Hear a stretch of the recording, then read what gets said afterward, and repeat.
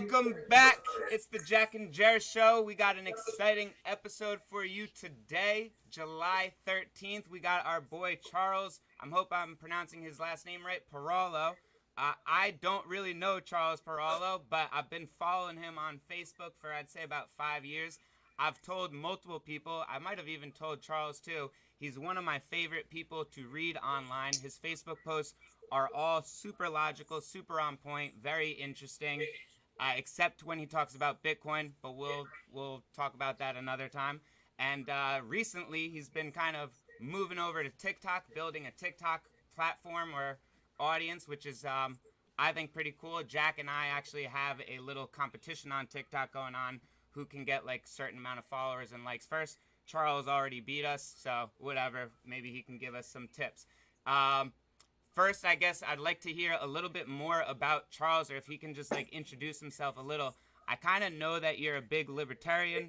I know you know a lot of business, and I know you like have managed a bunch of groups, but I don't really know what you do Okay. or Uh, too much. So let's hear that first.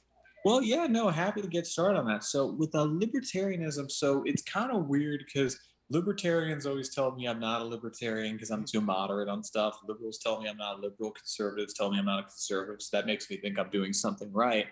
And but I did start the website beinglibertarian.com, which is still around today. It has about 900,000 followers on Facebook. I haven't been involved in a few years. We might be buying back the equity that I don't have in it. And look, it would be a cool thing to get started on again, but there's only so many things you can do in the day. But yeah, I started that about 5, 6 years ago, grew to 1 million followers, and was able to interview some awesome names such as Newt Gingrich, Joe Lieberman, Anthony Scaramucci, just some cool Scaramucci. guys. Yeah, the Mooch, he's a cool guy. I still actually have kept in touch with him a little bit. That's awesome. And I started a media company after Stop Scroll. Like after I got out of being libertarian, I started a media company called Stop Scrolling Media. Logic was we made content that made you stop scrolling, and the business did very well. And in 2018, we were actually very profitable, and we had 5 full-time people, and it was cool. And I thought we were going to build it up, as a company. I definitely wasn't the best at recruiting ad deals. We had over 20 million followers on Instagram. And the business is still around today. We're actually still profitable, but nothing compared to 2018. Like 2018, we were on track to be like $1 million company. And sadly, we've not lived on that yet. So I'm starting 2 new websites now, actually. One is called dipped.com, Dipped. And Dipped is going to be a competitor to OnlyFans. Just because, I dated a girl who made $500,000 on OnlyFans in 6 months, and I didn't really love the product. So I thought we could make something better, and I think we actually have something a bit better than them, and I think we can turn it into a brand. Are you still dating the girl, if you don't mind me asking? No. Once she started getting $30,000 checks in her PayPal account, somehow she didn't have time for me anymore. Oh, damn. And but she was a beauty. And weirdest thing is, she is not the only ex I've had to have an OnlyFans account and do well from it. I'm like, man, all these girls, they make money on OnlyFans and then they don't talk to me anymore. Yeah. Well, did you give her too many tips on how to grow a following? Maybe you should keep those to yourself. So she actually, I think, grew a faster following on TikTok than me. I have 230,000 followers, I think, right now on TikTok, and I have 26 million likes. So I have a 0.9% follower to like ratio, which is actually pretty low. She had 300,000 followers on 900,000 likes. Wow. So she actually, yeah. And so look, you're an attractive, beautiful girl, you get that, but it's kind of an amazing thing there. And she was just kind of doing like these dance videos or whatever, but hey, it happens. And the other website I'm launching is Peralo.com, just because I love writing every day. I make it like kind of a mental goal to write every day and do like kind of like an analysis of something. And, I didn't have a website like last year. So I was like, hey, it's COVID. I'm going to post them on Facebook every day for fun and see what happens. But yeah, I'm going to start a newsletter and have like, a full on website with articles. And I'm one of those people, I have kind of a rare last name. So Peralo.com it is. And that's what we're going to focus on. I think the slogan right now is probably going to be making money simple. That sounds a little gimmicky, so I'm still undecided on it. And the goal is like, we have the website built, and the goal is to do kind of like an official launch by my birthday on August 8th. Awesome. So we'll see. And I think Dipped will do well. But in the meantime, have been just doing this whole TikTok thing and kind of enjoying the fun of that. I've gotten 80 million views in the last 60 days. I break over a million views a day. And I've actually made no money off of TikTok. Like a lot of people say, oh, you make money off the following. I'm like, I haven't made anything yet, so we'll see. But I love doing it either way. Like I would do this every day for free. That's awesome. Eventually, I'd like to make a couple bucks here and there, though. Nice, good stuff. Well, I guess what drew me to your my bad. What drew me to ask you to be on the podcast was you had a post about startups and failing startups, which mostly like ones that raised a lot of equity and then or raised a lot of money and then kind of like never launched or just completely flopped. Jack actually had a startup, not to call him out too much, about last year, and I don't know. His startup ended up not working out too much. I had a startup a couple years ago, didn't work out too much. So figured, hey, why not talk about failing startups with you? Jack, what do you have to say, or do you have anything to add to that? Well, yeah, I can obviously share more about my experience, but definitely really interested to learn more about Charles. Like, you clearly have such an appetite for starting new ventures and putting effort behind things that really interest you. And yeah, I'm happy to talk startups and failures and things like that, but just entrepreneurship as a whole. Like, where do you get this appetite energy from? Are you one of those people that are just like afraid to sit on their hands, or like what gets you going? So I love coming up with ideas and I love doing research, but I'll be honest, like, I think a lot of entrepreneurs are actually unable to get a job when it comes to a real company. I think I qualify for that. I don't think I'd be able to go out and get a normal job. So, you're kind of doing this by necessity versus convenience. And I also love coming up with new ideas. And like sometimes there are some real challenges. Like I actually own part of the domain succeed.com, which is a really great domain for anybody who doesn't know anything like the whole .com value. I own a small cut of that domain, and I have the rights to use it for a startup. But we do have a partner on it, and he is more hesitant about using it for projects. And he wanted it I wanted to build a job site from it. I had like the idea Succeed, a career site, not a job site. And we were about to launch. We put some money into doing this job site and building it up. And then we also had all this other stuff done when it came to like blogs, because, if you want to succeed, you got to get SEO going. And that's really a strategy I've always had. And he didn't like how we were using images from, places that weren't Shutterstock. And he kind of has like this meltdown on us, right, when we're about to launch, because we didn't use those images. And we were using images from Creative Commons and other places that are pretty safe, like major companies use them. And it gets really weird. And eventually we couldn't actually launch it. So, that project's kind of in limbo. So that's what it's like to actually spend money on something, work hard for it and have something kind of stupid end it. And I think most startups end because of that. Like, there's always the guys who go out and start a business and they launch a restaurant or something, or a business that's launched and making money.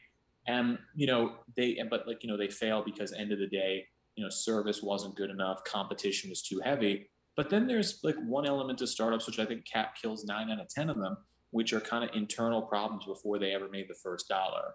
So sadly, that happened with Succeed, and I've had that happen before.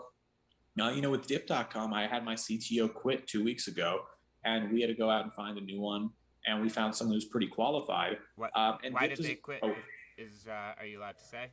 Oh yeah, I can say that. I mean, well, it's funny. I actually bought his equity back for a whole $1, so he had 20% of the company. So I guess that puts our value at a $5 valuation right now for the company. Yeah, so we got $5. I'm honestly going to take a little bit of the blame, because I think I could have been more focused on the project, and I was kind of like not being the leader I should have been there. I'm very good at building the media stuff. I'm not really great at coordinating the tech team. That was kind of his job. But I wouldn't say I was the only problem. I think he had a very big passive aggressive issue on him, where he was kind of saying okay, there was one meeting we did is like, well, if this was a normal company, Charles would have been fired as CEO 5 times from now, because I was late on some contract stuff or things that really wasn't that big of a deal, but I guess important to him, which I understand it. Like, contracts are key. And, part of the reason was the guy, he was part of another company where he got his shares diluted and he got screwed out of it. And we were just kind of sitting there, he had a very detailed process he wanted to go through to prevent him from being screwed over. And it got a little bit annoying. And, so when it comes to the whole process, Another thing was like we brought in a woman to be CEO, a COO, which I always wanted to have a woman co-founder for Dipped because I think when we're doing something in the adult space, it's important to make sure females are represented in it. How do you And find these co-founders? Do you like post on like a job site, or do you like recruit through friends and people you know? Or so for most of the people, so I'm actually one of those guys. Everybody on my team I've known for years. nice. Like I don't normally partner with like I have a long-standing partner, my CFO John Engel, who he's been CFO for Stop Scrolling and a few other things. I've worked with him for 6 years now, and I knew him for 2 years before we actually officially worked together. And he's actually CFO for another company in the marijuana space, so which is actually doing very well. But when it comes to meeting co-founders, I've seen successes where people met their co-founder before they were friends, and then I've seen people who met their co-founders who they've known them for 10 years as friends and then did that. And I don't want to say either works better than the other.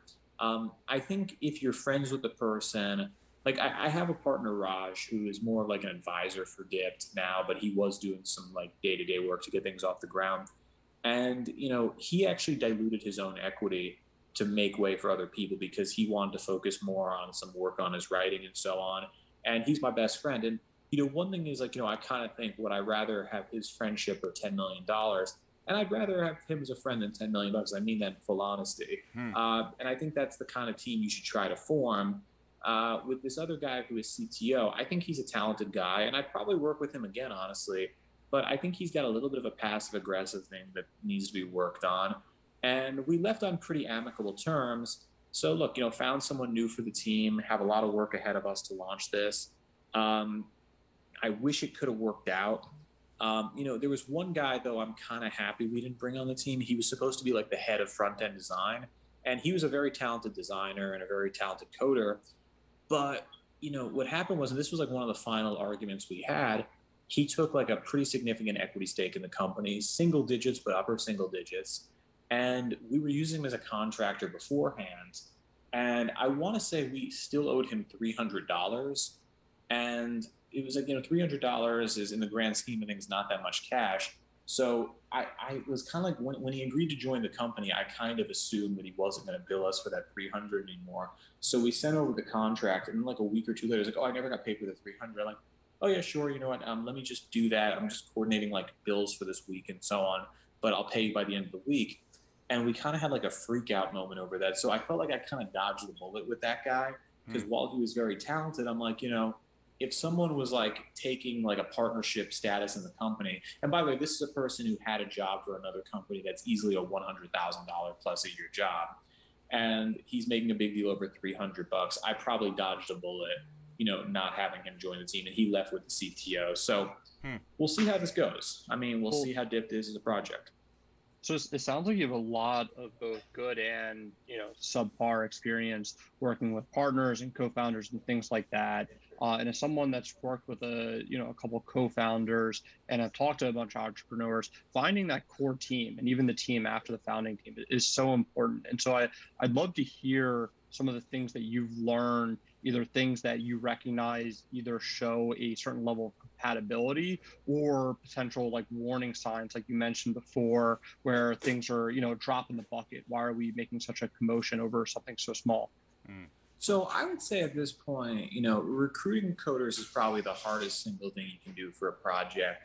And one thing I'm just going to say very clear is you can tell within the first week if this is going to work or not, in my opinion, at this point. Because with Succeed, we had 5 different coders not work out for us. And every single time it kind of felt like the same story. And by the way, these weren't just, co-founders. Some of these were just contractor people where we were going to pay them money at the end of the job or during the job or weekly. And, we would have a problem where 3 weeks, a month goes by and, payment doesn't happen. And sorry, not payment doesn't happen, work doesn't happen. And, it's just kind of sitting there. Like there was one guy who came on the team and, he was trying to do work for like 3 weeks, nothing done at all. And then we asked some very basic questions about payment process and so on, didn't know the answer. And this is a person who all the degrees matched up, all the experience matched up, but didn't really get it. There was another person who had a job as a programmer, and this is a friend of mine, and his job pays very well, and he's a qualified programmer, went to school for it. We asked him to just route the domain with the DNS, and he didn't know how to do it. That really makes me uncomfortable. So I think there's a lot of coders who understand how to work for a big company and manage systems, but I don't think they know how to actually build big websites. So that was one thing I think I really learned. And then when it comes to other jobs in a company, I know how to do marketing very well. So that one is like more of like an organic thing because that's my job. So like that's what I get. So that was what I say is like the biggest thing. I think the first week is really what can matter the most. And like at this point in time, like if nothing gets done after the first week, I know nothing's going to get done. And I begin to say, hey, look, this is not working out. And it's really hard, especially when you hire through friends. But luckily, I've gotten better at kind of weeding out, like, okay, this person, like, I know is not going to be very good, and this person is. I also would say that forming a startup, you got to have all these different types of personalities.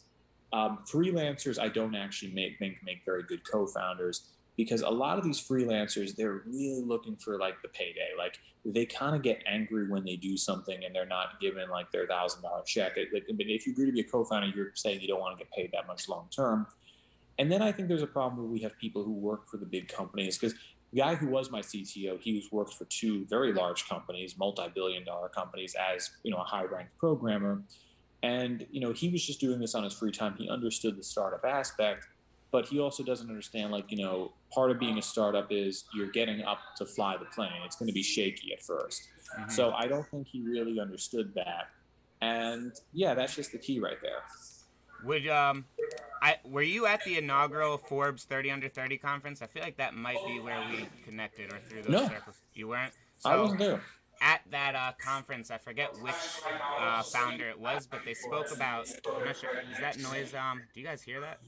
There's some background noise right there. It's coming in my end, but let me just move over here. I apologize. But at that conference, there was two co-founders that said starting their company was kind of like it's kind of like a relationship with a girl where you get pretty involved in each other's lives and there's natural drama that occurs. So they actually saw a therapist to work through it and said like it actually worked out really well. Have you heard of anyone doing that before? Would you say that's a dumb idea? Is it not worth it to like work through something or?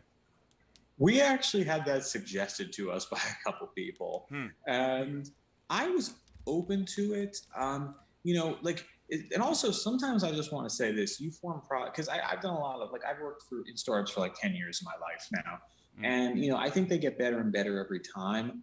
But sometimes you work with people who are freaking nuts, guys. Yeah, that's for sure. So the first startup I was involved in, we raised about $250,000, which I thought was pretty impressive, especially because I was a teenager at the time. I was a young guy, and the guys who I partnered with, so one of them sadly passed away, and yeah, that was a sad thing. One of them randomly moved to Europe, and just kind of said, "Oh, I want to be an academic. Screw startups. I want to just be an academic." And I'm like, okay. And the other one became obsessively religious. I'm not going to bash religious people, but my God, this became religious to an unhealthy form where, I think he was honestly insane. And I actually unfriended him on Facebook a year ago because he started saying he'll never wear a mask because he's a citizen of heaven and you don't wear a mask in heaven. And I'm like, what? I haven't heard that one before. That's a wild one. Yeah, and then he said, because I always knew he was religious, but then I'm watching these live streams and these podcasts he's doing, and they're quite literally about him saying, you have all these people, they go to these masses and they're getting cured from diseases right on the spot. I'm like, dude, come on, you're insane. Yeah. And it's one of those things where it's he has 4 kids now. When I met him, he was single, but he got married to a woman he met after 3 weeks, has 4 kids. And I almost feel a little bit concerned. I'm like, man, is he really is he raising his kids in that kind of environment? But anyway, you run into these crazy characters. And look, I'll say, like, hanging out at startup events and meeting people. I know some people who are billionaires now, and I also know some people who are, definitely not in that camp. Hell, I've known some people to go to jail. Yeah. Like that. That's actually something you do with startups. You meet people who actually are gonna, like, some of them are gonna be billionaires, some are gonna be prison, and it's kind of fun because you don't really guess who's gonna be who. Yeah. No, that's for sure. Jack, did you have anything else, or you want me to keep on asking? I got plenty of questions. Yeah, if you want to go away, I think the dynamic of learning, what to look for, what not to look for, your experience with startups. One of the things I'm particularly interested in that it seems like you've dived in a bit is the idea of survivor bias. Like, we hear about all these startups that do really well, or these, companies and people that do really well, and it seems like you're taking a different approach to it with the work that you're doing that Jeremy mentioned earlier, looking at the startups that on the surface looked like they had everything going for them, raising a lot of capital, but failed to launch. And so, in that lens where, it's so easy for media or social media, everything like that, to be highlighting the good and, enforcing the survivor bias. And as someone like yourself who's gone underneath the hood of things that haven't worked out, I'd be interested to hear what your take is, what, we aren't talking about that should be talked about more, whether it's picking your co-founders more closely or, different types of evaluations. Well, to start off, I'm working on Peralo.com and getting that up. And I also, have been kind of piecing together this book, like The Failures of Silicon Valley, which talks about the juiceros of the world and so on, where, like, these guys, they raise a ton of money and they have, like, all this traction going, but the company sucks. And it's like, there's every reason under the sun. There's sometimes companies which failed, I think, just due to bad circumstance. But then we have these companies that exist, like Juicero, where there was no actual idea here. And this was kind of just like the buzz and the allure of Silicon Valley. So one thing that I think is kind of like a key here, and this is success and failure. You really have these guys in Silicon Valley, when be it Theranos, be it Juicero, be it Klinkle, who can go out and sell. And I've seen it in politics, which I've had a bit of a background in, and I've seen it in, like, all sorts of things. These guys who just have the ability to make phone calls with people who have a lot of money and convince them that they are about to have a lot more money working with them. And they just have the personality type for it. And I think that to some extent you need to have that to be successful with doing a startup. But I almost feel like, they do it with no substance. For me, I'll be honest, I think that, when I go to do startups, I try to be realistic. It's like, I don't even like doing projections, because I think projections are kind of silly to do on a startup. Like, for example, with my TikTok right now, I'm making a projection that I'll be over 1 million followers in 1 year. And social media growth, I can do that.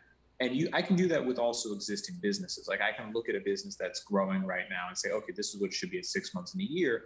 I can't really do that with a startup, because at the end of the day, we have no traction to run with. So I see companies, and I see it every day, companies with, like, business plans. They've never made $1, but here's how they're going to make $15 million in 12 months.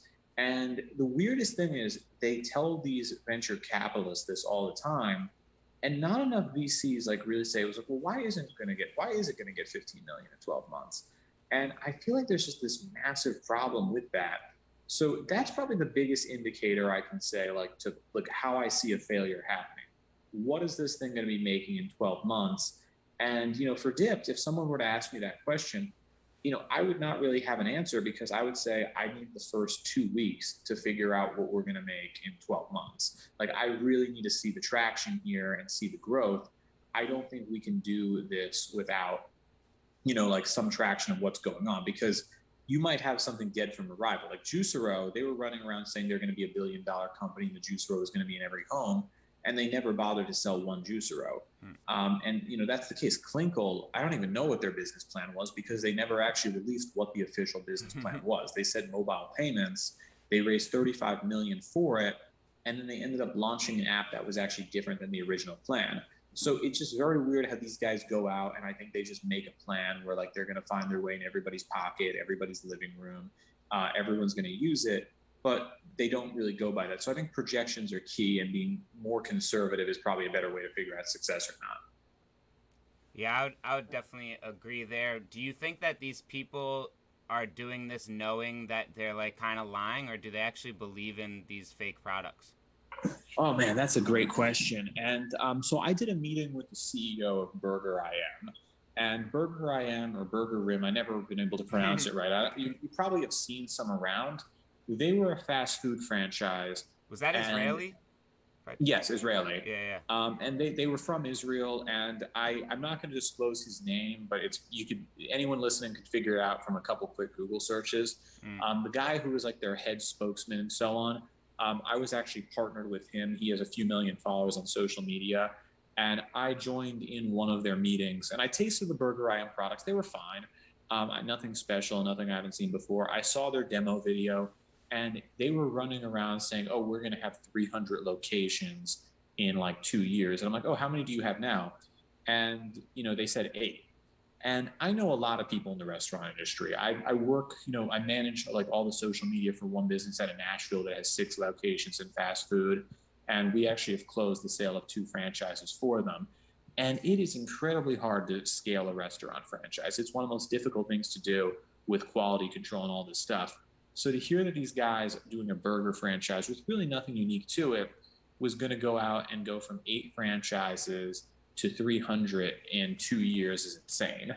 And also, just for the record, with the fast food franchise in Nashville, that company had 500 franchise applications, and they rejected every single one of them.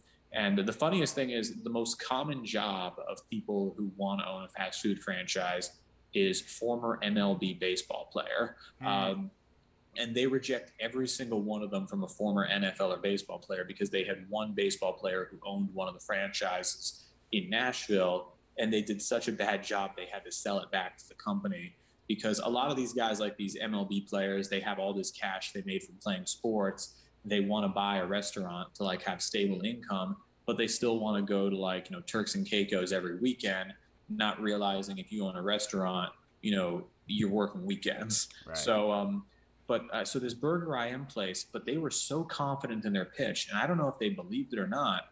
And the restaurant, you can Google what happened. Half of the restaurants have closed. They basically lied to a lot of franchisees about what they were offering. The founders fled back to Israel, and the U.S. is trying to extradite them. I don't think they ever will. And they're facing massive fraud charges. And there are people who've lost their houses, gone homeless because of it.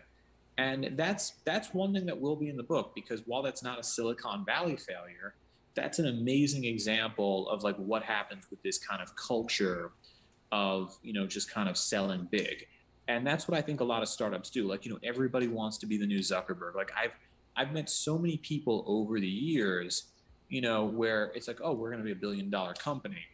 And one thing I've learned is like, you got to stop saying $1 billion company to some extent, because you can have a very cool life with a company that makes $10 million a year. Yeah, and look, with Dipped, my goal is to beat OnlyFans, and that would make us technically $1 billion company by default. But I'm also very happy with the idea of having a profitable business that's making millions of dollars. Like there's nothing wrong with being a millionaire. You don't have to be a billionaire because the social network thought it was cool. And I think, but here's the thing though, these people who like do startups, you say to someone who's not really that knowledgeable on startups, oh yeah, we're going to be $1 billion company, this is our traction. It's actually kind of easy to get people to believe in this idea. And that's something that I'm looking to really study, because that's really the most important thing to figuring out this book. It's what was that mentality that got Tim Draper to invest in Theranos? What was that mentality that got like all these big investment firms to go for Katera? Even though their business plans weren't that great, what was able to do it? And part of it is just that I think a lot of venture capitalists, they just kind of roll the dice on stuff. Like most VCs run in the attitude, 1/3 of things will make money, 1/3 will lose money, 1/3 will break even, and the things that make money will make up for the other 2. And that's kind of how they've been running for a while. Yeah, no, it definitely makes sense. Jack, do you have anything else? I do, but I think I just asked. So if you want to go ahead. No, go ahead. My bad. I got like a little brain fart for a sec, actually.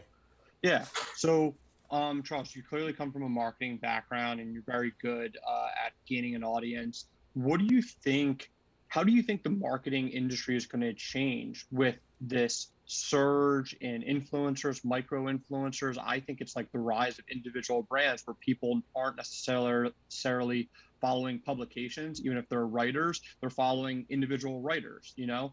And so from a marketing perspective, how do you see things potentially changing like in the future, and how can people take advantage of it?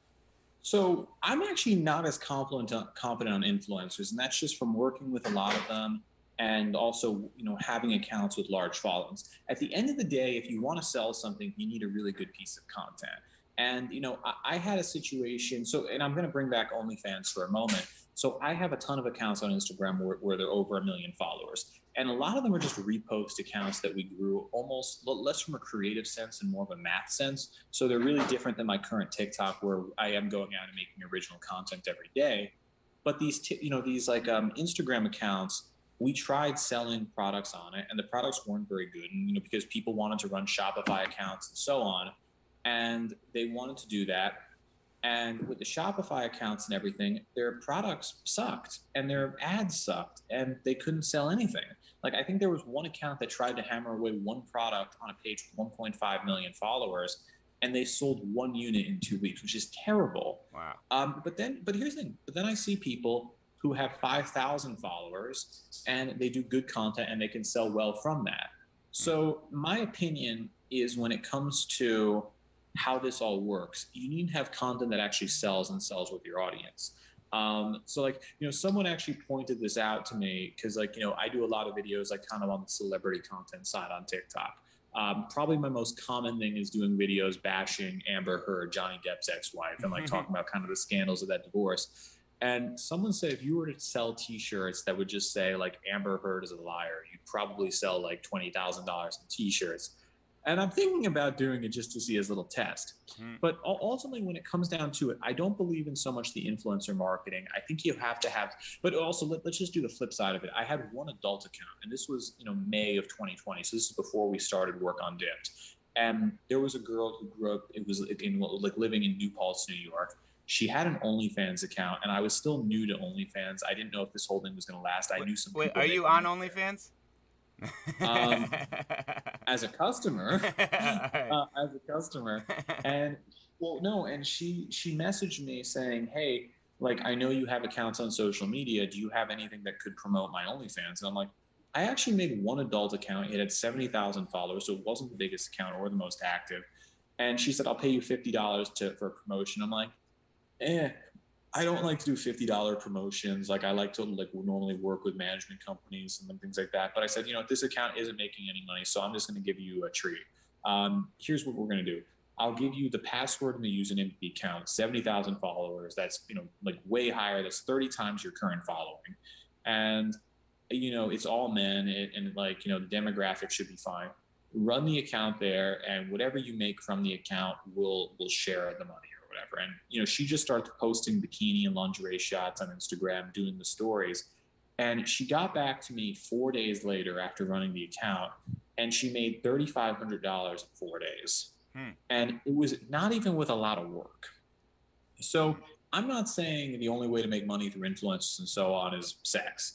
I'm saying the only way to make money is by actually selling something that your audience cares about. Because there's a lot, because there was one story 2 years ago that went very public about an influencer who was trying to sell an apparel line, and she sold 36 units with 2 million followers. There are more stories like that than what people want to talk about. Right. Then there's the concept of micro influencers, these people who have like 10,000 followers. I think they're actually very relevant because they tend to put a little more time into it. But I always say this, like, look, I've made no money on TikTok so far. I've had 80 million views in the last 60 days. So, I don't call myself an influencer or whatever, but with 80 million views, I look at it like, yeah, I'm definitely in kind of the higher tier right now. Right. And I don't actually think if I were to promote an app, I'd get that many downloads, because that's not what my audience is looking for.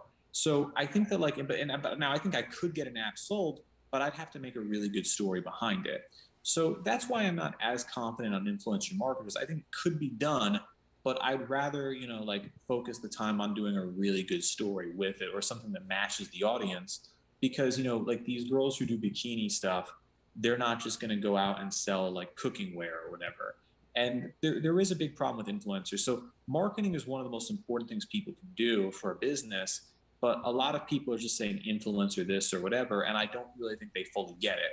I also think there's a lot of people who claim to understand social media, but all they're doing is Facebook ads, which Facebook ads is fine. There's definitely a strategy for it, but that's not really viral marketing. Right. So this is actually going to be my last question. I'm excited to see what you're going to say, but what is the most exciting company, brand, industry right now that you think in the next 10 years will surprise a lot of people? I would like to say my own, but I feel Yeah, like besides Drift. Besides Drift.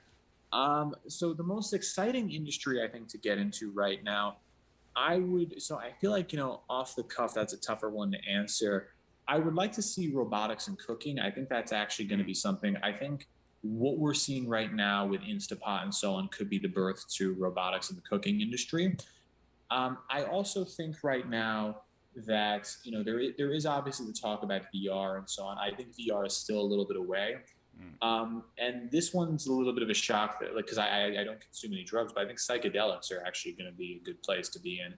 I'm trying to think of some other places as well here. I know, if I were to look back at some stuff I've written in the past, I probably could come up with something, but off the top of my head, a little harder to find. You've said lab-grown meat before, which is something that piqued my interest, and I definitely have been following that a bit. You still think that? Oh, I absolutely 100% believe that. I think plant-based meat can also succeed, but I think the future is definitely lab-grown. And I also think that one thing we have to look at is this. So something that I love to write about is, and I was, I think, one of the earlier people to start discussing this, I began to look at the financials of gas stations, because gas stations are a business that, look, I go to a gas station pretty much every day. But what happens when 25% of the market is electric cars? They won't go to gas stations. They'll be able to charge at their own homes, and people won't be going to charging stations nearly as much as gas stations. So I looked at that and I was thinking, what happens to the countless gas stations out there? I believe there's 100,000 plus gas stations in the U.S. and combined 1 million jobs are from that. So I'm very interested in I think entrepreneurs should really look at monetizing things that might not exist in the next 10 years or are going to have changed from other technology. So how does a gas station stay alive when there's no longer as much demand for gas? Because gas stations barely make a profit right now. They're very low profit businesses at this point. Because the average gas station makes $4 million in revenue, but the average owner only makes 60 grand a year. So that's like a 1% margin, a little bit over. And they don't make any money selling the gas, but people only come for gas, cigarettes, or lotto tickets. So how do you have a world where cigarette sales are declining, lotto tickets are down, and we might have less gas to begin with? How do these stores actually compete? And that's just one market to look at. And I think there's a lot of other things to look at as well. I think we are going to have to look at a future which is self-driving car. How does that affect the hotel industry? That one excites me. So there's a lot of industries that I think excite people, but I would always say, don't think about just the industries that are the lab-grown meats of the world, the self-driving cars, because those guys have multi-billion-dollar companies in on them already. Think about the industries that get affected by them, the domino effect to those changes, and being part of that, because there's only one company that really pioneered the iPhone and the smartphone, but then there were thousands of companies that made apps around them and became millionaires and billionaires off of them. Right. Focus on being those guys to lab-grown meat, to self-driving cars or whatever, and I think that's where the success is going to come in the future. That's a good point. I like that. Jack, do you have any a closing question or remark? That's about it for me. No, this has just been awesome. But Charles, before you go, would you mind letting our crowd know how to follow you? At Charles Peralo on TikTok, at Charles Peralo on Instagram, and I'm starting a website soon called Peralo.com. That's not up yet though, but kind of cool to be one of those people with a last name that you can own the .com on. Hell yeah, that's awesome. Yeah. That's awesome. Yeah, go follow him, guys. Charles, it's been a pleasure having you. Thank you so much for your time. Yeah, thank you so much. I had a great time.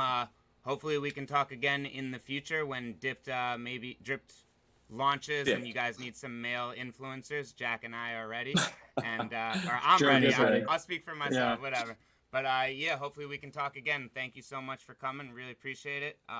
First person on TikTok to have 250,000 followers that I'm talking to, so that's pretty cool. All right. Well, thank you so much as always. have a good rest of the day, and I'll be in touch.